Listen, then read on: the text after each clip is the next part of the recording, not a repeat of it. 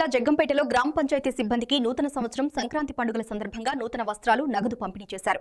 జగ్గంపేట గ్రామ పంచాయతీ కార్యాలయంలో గ్రామ పంచాయతీ సెక్రటరీ శివ, పాలకవర్గ సభ్యుల ఆధ్వర్యంలో నిర్వహించిన ఈ కార్యక్రమానికి మండల టీడీపీ అధ్యక్షులు జీను మణిబాబు, టీడీపీ రాష్ట్ర కార్యదర్శి ఎస్వీఎస్ అప్పలరాజు, టౌన్ టీడీపీ అధ్యక్షులు పాండ్రంగి రాంబాబు, నియోజకవర్గ తెలుగు యువత అధ్యక్షులు దేవరపల్లి మూర్తి ముఖ్య అతిథులుగా హాజరయ్యారు.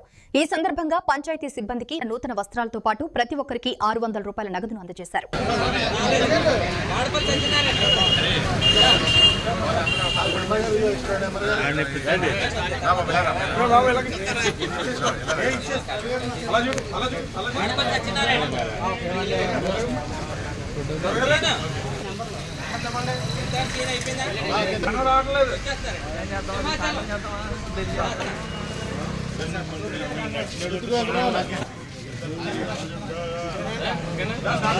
రోజున ఈ కొత్త సంవత్సరం పూట సంక్రాంతికి జ్యోతి నెహ్రూ గారు మన ఎమ్మెల్యే గారు ఆశీస్సులతో, అలాగే ఇక్కడ సీనియర్ నాయకుడు అప్పలరాజు గారు, మూర్తి గారు, రాంబాబు గారు, అలాగే తదితర నాయకులందరూ కలిసి ఈ రోజున పంచాయతీ స్టాఫ్ అందరికీ కూడా బట్టలు ఇవ్వడం జరిగింది. ప్రతి పండగకి కూడా ఈ రకంగా ఇవ్వడం ఇక్కడ రివాజు.